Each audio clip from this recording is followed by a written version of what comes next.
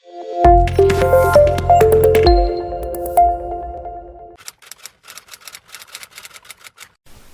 nagaa jirtu. Ani Dirribaa Yeleen jedhama. Har'as egaa barumsa keenya akkuma amaleeffannee seerluga yookaan giraamerii afaan Ingilizii mata duree waliigalaa English Grammar Explained in Afaan Oromoo jedhuun egaa walitti deebinee jirra. Akkuma yeroo garaa garaatti edda jalqabnee kaasee irra deddeebi'ee egaa mata duree barumsa keenyaa kana dubbachuudhaaf yaalu qabiyyeensaa barreeffamni isaa waan hundumtuu afaan Ingiliziitiin ta'ee akka inni haala salphaa ta'een namootaaf hubatamuu danda'uuf jechanii afaan keenya yookaan afaan Oromootiin ibsatti kennaa jechuudha. Barumsa keenya kanagaa edda jalqabnee bubbulleerraa mata dureedhuma waliigalaa nama dubbachuudhaaf yaale English Grammar Explained in Afaan Oromoo jedhu kana jalatti egaa mata duree guddaa addaa Parts of Speech jedhu tokko ilaalaa jirra. Achi jalaa qabxiiwwan gurguddaa 8 akka jiranis dubbanneerra. Parts of Speech jedhu kana jalaa qabxiiwwan gurguddaa 8tu jiru. Isaan keessa hangammaatti naawoniif qabxiiwwan naawonii jala jiran bal'inaan tokko tokkoon ilaalaa turreerra. Pronaawoniif qabxiiwwan pronaawonii jala jiranis akkasuma ilaalaa turreerra. Verbiidhaaf qabxiiwwan verbii jala jiranis akkasuma ilaalaa turreerra. Har'agaa mata duree waliigalaa keenya isaa Parts of Speech jedhu qabxiiwwan warra 8 keessaa 3 ilaallee isa arfaffaatti darbinee jirra. Waa'ee adverbii barachaa jirra jechuudha. Isa arfaffaadha jechuudha kun mata dureewwan warra gurguddaa kana keessaa marsaadhaan immoo barumsa 10 ta'a jechuudha. Hangammaatti walitti fufiinsaan barumsa 17 ilaalleerra. Adverbii keessaa egaa hangammaatti Adverb of manner isa jedhu ilaalleerra. Adverb of manneriin waa'ee maalii dubbata? Gaaffii isaa akkamitti yookaan haawu jedhuuf deebii kennaa jenneerra. Kana dugda duubatti deebitanii namoonni yeroo jalqabaaf har'a barumsa kana argitan yoo jiraattan YouTube irraa maqaa YouTube chaanaalii Dirree Afaan YouTube isa jedhurraa argachuu dandeessu. Adverb of manner jechuun maal jechuu akka ta'e ilaalleerra. Adverbii jalatti hangammaatti itti fufnee lammaffaa irratti Adverb of place isa jedhu inni immoo gaaffii isa where yookaan immoo eessatti isa jedhuuf deebii kennaa jennee bal'inaan ilaallee turre. Har'agaa Adverb of timeidha jechuudha mata dureen keenya har'a barumsi keenya har'a waa'ee Adverb of timeiti. Innis akkasuma akkuma kan warra gararraa ilaallee lamaan waa'ee wanta deebiitti deebisuu qaba. Inni kun immoo yoom isa jedhuufi jechuudha. Kanaaf har'agaa Adverb of timeiin gaaffii isaa yoom jedhuuf deebii kennaa. Isaan eenyu fa'i tokkoffaa jechoonni kun eenyu fa'i bifa akkamiin immoo gaaffii isaa yoom jedhuuf deebii kennuu isa jedhu ilaallaa jechuudha. Egaa yeroo tokko akka hubannuuf wanta barbaadu amma barreeffama tokko keessatti seera afaanis haa ta'u tarii hin barreessinas haa ta'u yookaan hin dubbisnas haa ta'u dogoggora keenya sirreeffachuudhaafis isa dubbifnu gaarii goone hubachuudhaafis naawonii hubachuu danda'u nurra jira. Yeroo dubbifnu pronaawon jechuun qabxiiwwan isa jala jiran ijjiin verbiin eenyu fa'i adverbiin eenyu fa'i isa jedhu salphaatti adda baasnee hubachuun gaariidha waan ta'eef barumsa kana sirriitti hordofuun nu gargaaraa jedhee namanaa. Egaa kallattiidhumaan gara barumsa keenyaa irratti yeroo ceenu akkuma nama dubbachuudhaaf yaalee waa'ee Adverb of timeiti. Adverb of timeiin the answer the question when yoom isa jedhuufiti. Amma gaa jechoonni nuyi itti fufnee ilaallu hundumtuu gaaffii isa yoom jedhuufi warra deebii kennanii yeroo ibsuu jechuudha. Yeroo taateen tokko ta'ee dubbatu yookaan nutti ibsuu jechuudha. Fakkeenyaaf eenyu fa'i jarri kunii jennee muraasa isaanii keessaa ilaalle now amma currently yeroo ammaa kana this time yeroo kana yesterday kaleessa that time yeroo sana yoom isa jedhuuf jechuudha.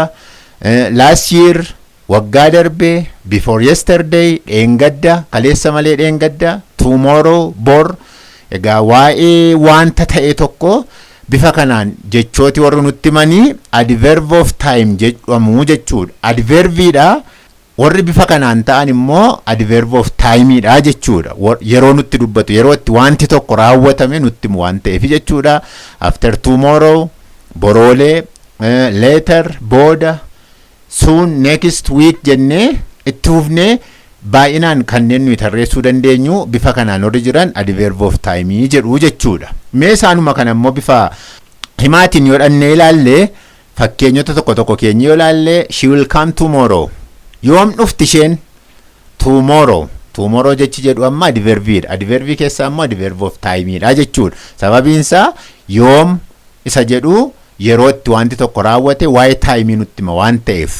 Lammaffaa irratti he is singing now. Yoom faarfachaa jira inni? Amma samma present continuousdha. Now inni jedhu kuni yeroo ammaa kana faarfachaa jiraachuu isaa nutti himaa jechuudha. Adverb of timein yeroo itti wanti tokko ta'aa jiru ta'ee darbe faa nutti hima waan ta'eef jechuudha.